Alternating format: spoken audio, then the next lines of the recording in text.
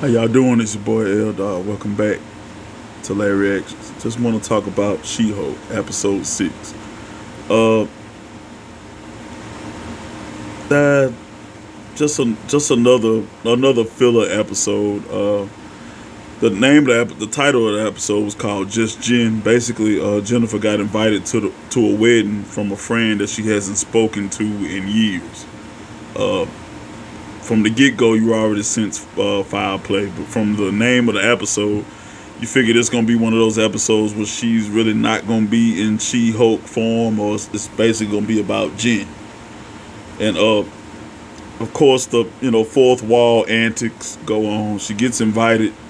She gets invited to the wedding, and when she gets to the wedding, she pulls up in the car and she gets out and she's in She-Hulk form. She got like this sundress on or whatever like that. You know what I'm saying? Walking a walk or whatever like that, and basically took all the attention off the bride to be. And the guys looking at her like, yeah, yeah, like hell yeah. You know what I'm saying? It's pretty funny. Uh, and later on, you know, uh, Jen, Jen basically getting kind of treated like the outsider. You know, the whole time you feel like the bride, her friend that she hasn't spoken to in years, she has another alternative to her being there, or whatever. Uh, and then a little later in the episode, Titania pops up. Says she's like one of the special guests for the wedding and stuff like that, and she has some gifts set on the table. That She-Hulk by Titania stuff or whatever. Uh, and Jen confronts her, said, "You're only here to kill me." And she was like, "Jen, you always think everything's about you. I mean, who cares about you? You know what I'm saying, or whatever. So what? You're a Hulk and all that there, or whatever like that. But we know, you know, you got other alternatives. It's a reason why you're there at that wedding that she just happens to be at. But anyway, Titania confronts Jennifer, and it's one part of the episode, she punches the shit out of Jennifer, and she wants Jennifer to change, but at this point, Jennifer kind of tipsy, so you know what I'm saying. She's just kind of looking at her crazy, like, why do you want to fight? Why do you want to do this? And Titania's like, oh, this is so boring. Why don't you just change the She-Hulk? Jesus Christ, just please. I need to beat She-Hulk, not Jennifer Walters or whatever like that. So of course, Jennifer obliges, and it's a big fight in the middle of the wedding or whatever. And of course, She-Hulk end up on top. I think she punched Titania in her shit. I think Titania gonna need to go see a dentist. But yeah, it was pretty bad. Uh, but there was one, and Jennifer started talking to this dude. This dude walked up on. It was almost seemed like it was like too good to be true. Dude was very nice to Jennifer. I just think there's more foul play going on. You know, something else going on behind the scenes. But guess we won't know until the next episode if they go more into that character. Uh, and excuse me if I'm all over the place. I mean, the episode was pretty forgettable. It was pretty forgettable besides the very end part. Uh,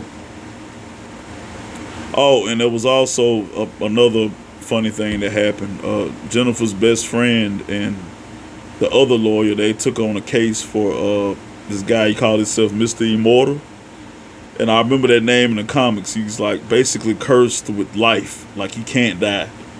But he had a case against him from all of his wives and one husband. Uh, and all of them were suing him.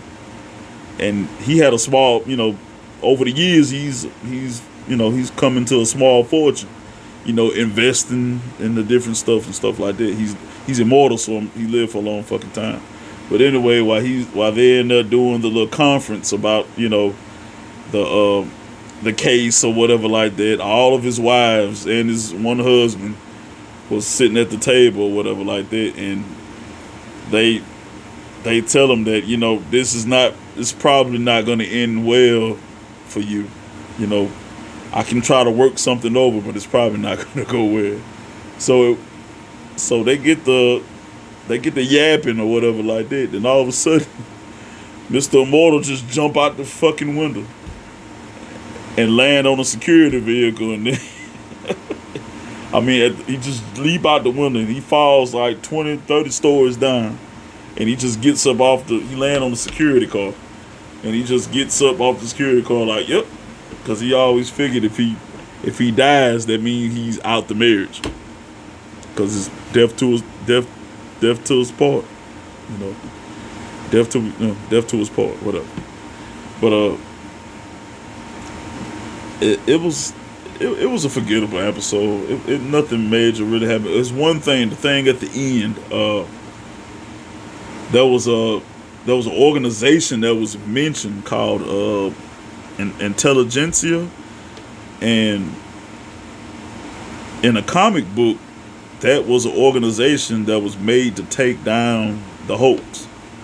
If I'm not mistaken, I believe the leader. And if they still go with that, if you remember in the Hulk movie, not the first one with Eric Banner, because that shit was terrible. I'm glad that's just stricken from the record. I'm talking about the one with Edward Norton, the good one, the great one. The guy that was actually trying to help Bruce, get a cure, and when he hit his head and that blood came down and hit his head, the leader, I'm guessing he was supposed to be in charge of Intelligentsia. So, and then you see this lab, and you see these big syringes, like somebody's going to take the blood, and they just close the case, and you see this, this warning symbol on the case or something like that. I'm guessing that has a lot. That's some kind of connection to the Intelligentsia. It's got to be. It's got to be some kind of a big Easter egg of things to come. Still no Daredevil, no Bruce Banner, but like I said, it was a pretty forgettable episode. It wasn't great. But if you're a Marvel fan, I guess you're gonna watch it. But y'all let me know what y'all think. Y'all let me know where y'all think the series might be headed, or how the series might end. And y'all make sure y'all comment down below. Y'all make sure y'all like and subscribe. God bless the Fed. Whoa.